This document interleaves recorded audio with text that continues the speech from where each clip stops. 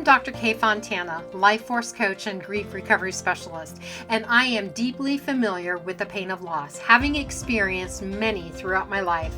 At just 9 years old, I lost my brother to cancer and witnessed my parents' immense grief, which was unbearable. Years later, my mother lost her battle with Alzheimer's, and then my father was diagnosed with cancer and passed away a week after his diagnosis. Most recently, in January 2023, I experienced the devastating loss of my husband and soulmate of 40 years due to multiple health issues.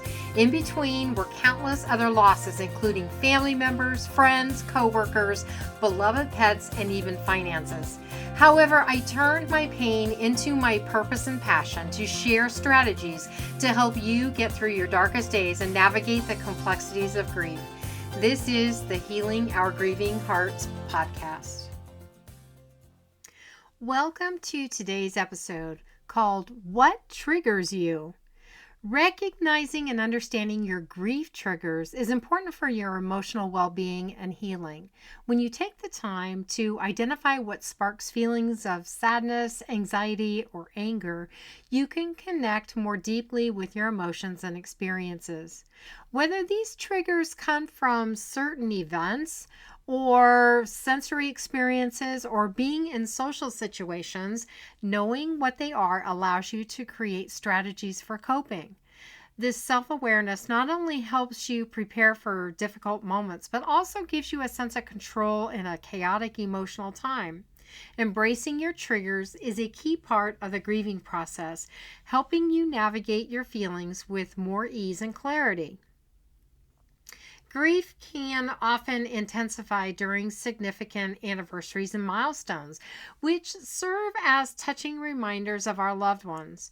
This can include birthdays, holidays, or the anniversary of their passing. These dates hold emotional weight and can evoke a flood of memories and feelings. For many, the anticipation of these occasions can build anxiety about how to manage their emotions, while the actual day may trigger sadness, reflection, or even a sense of emptiness. Finding ways to honor and remember the loved one on these days, whether through rituals or gatherings, can help provide a sense of comfort and connection amidst the grief. It has been 2 years since my husband passed away, and I find that our wedding anniversary and the anniversary of his death are the most difficult days for me.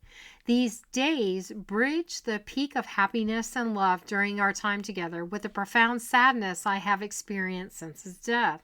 To navigate these emotional challenges, I've created meaningful rituals to honor my husband on those days. Whether it's cooking a favorite meal we enjoyed together, writing to him in my journal, or simply taking time to reflect on our beautiful moments, I choose to celebrate the joy and love we shared despite the heartache of his absence. Our senses play a powerful role in memory recall, and certain sensory experiences can unexpectedly awaken feelings of grief. Specific smells, like a cherished perfume or the scent of a favorite dish, can transport us back to moments spent with our loved ones. Sounds such as beloved songs or even laughter from a familiar voice can evoke strong emotional responses. Similarly, being in places that were significant to our relationship, like a favorite restaurant or park, can unleash a wave of nostalgia and longing. Recognizing these triggers can help us prepare for emotional response they provoke. I experience many sensory triggers in the forms of smells such as Italian restaurant food, the forest, and the occasional moist night air that reminds me of living in the Pacific Northwest for 8 years. If I would return to the Pacific Northwest for a visit, I would likely be triggered by many things as we spend a lot of time enjoying the outdoors and going to fun places on our days off. I'm also triggered by our favorite music. We attended many concerts in our 40 years together, so we had quite an extensive list of musical favorites. Even being in the grocery store can unexpectedly bring up a lot of emotional triggers. I recall one particular moment when I was nearly overcome with emotions as one of our favorite songs started playing over the store's speakers.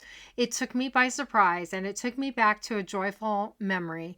Additionally, I often encounter familiar foods that we used to cook together, which can also evoke a mix of feelings. Shortly after my husband passed away, I found myself parked next to a car that looked exactly like the one that we used to own. I sat there for about 5 minutes, emotionally overwhelmed, reflecting on the trips that we had taken in that vehicle and gathering my strength before I felt ready to drive home. These everyday experiences can unexpectedly stir up memories and feelings, reminding us of our loved ones in both beautiful and challenging ways. Interactions with friends and family can also be significant triggers in the grieving process. Encountering individuals who knew and shared life experiences with the deceased can conjure up memories, leading to a mix of emotions from joy to sadness. Social gatherings, whether intimate or large, can amplify feelings of loss, especially if the absence of the loved one is starkly felt. Engaging with support networks can provide comfort, but it can also be overwhelming when confronted with realities of loss. Establishing boundaries and being selective about social interactions can help navigate these triggers while honoring one's grief. Grief is not a linear process, and emotional triggers can arise unexpectedly, manifesting as intense bouts of sadness, anger, or loneliness.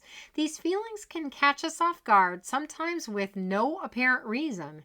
Recognizing that these emotional waves are a natural part of the grieving journey is important for both healing and understanding.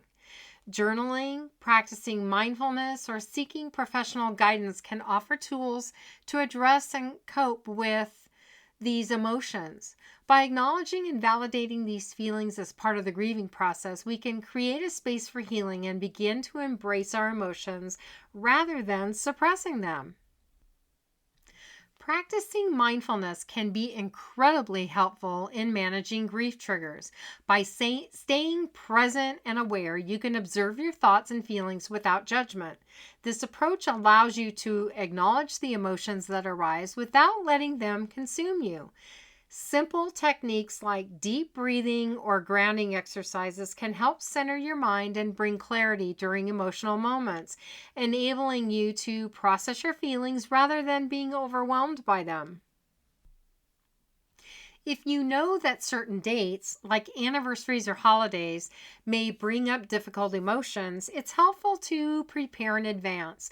This might involve planning how you will spend those days, whether that means surrounding yourself with supportive friends and family or finding solitude to reflect. Having a plan in place can provide a sense of control and comfort, allowing you to approach these potentially challenging moments in a way that feels supportive and safe for you. Establishing new traditions can be a meaningful way to honor the memory of your loved one, while also creating a sense of connection during difficult times. This might include setting aside a space in your home for their photos, cooking their favorite meal, or participating in a charity event in their name. These rituals can transform anniversaries or holidays into opportunities to celebrate their life and the love you shared, bringing a sense of peace amid the grief.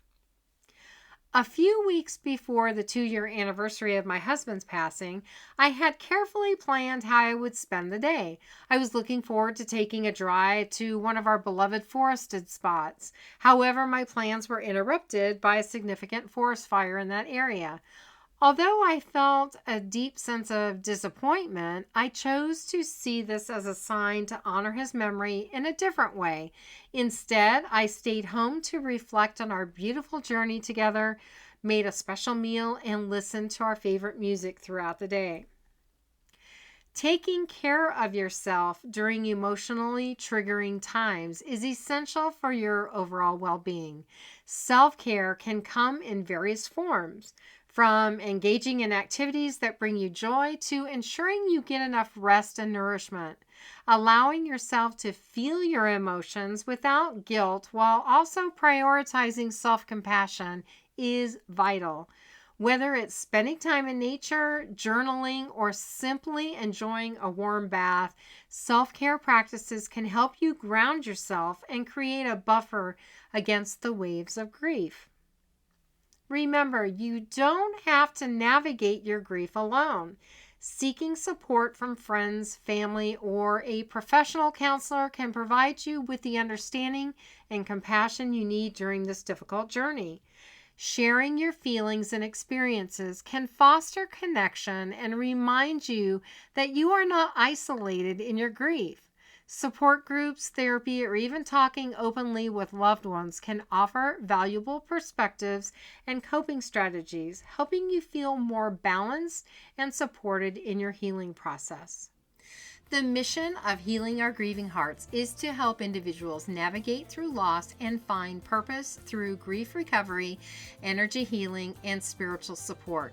For more information on how to benefit from grief healing modalities that I offer, go to my website at www.healingourgrievinghearts.com, where you can schedule a complimentary grief breakthrough session.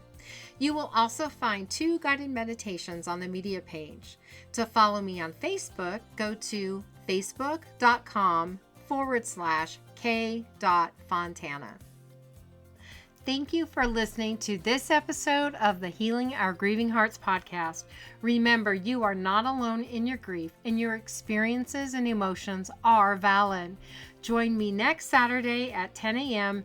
Arizona time as we continue to explore the human experience and the role of storytelling in healing from grief. Until then, be kind to yourself.